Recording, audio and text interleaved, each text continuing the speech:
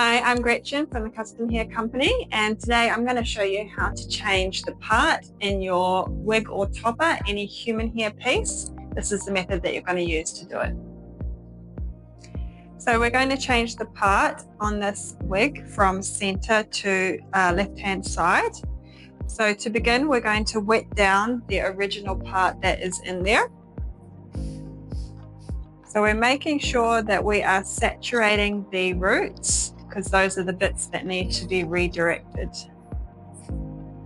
So that's going to erase that part there. We're going to use a tail comb to section the hair to get a new parting. When we put the comb through, we want to make sure that we keep it nice and firm on the head as we slide through. This will give you a clean section. If you're just kind of scraping along the top here, that's where you get it to be messy and not even. So we're going to slide through nice and firm on the scalp, lift the comb up a little bit, then you slide your fingers along the side of the comb to pick up the hair.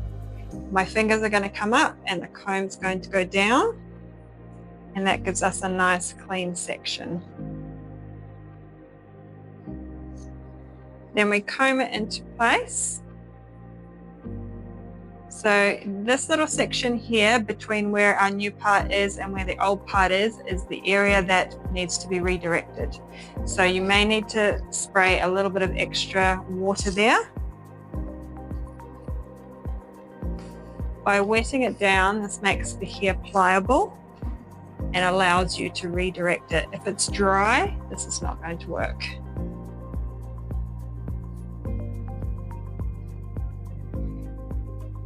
You have the option of either just combing it into place and leaving it to dry, or you can blow dry it. So we're going to dry this into place just with a medium heat on the blow dryer. Be aware of where the air is blowing out of the blow dryer. So you want to make sure it's all going in the direction that you want it to sit. If you don't want it to be falling on your face, make sure that you're lifting it up and blowing it back.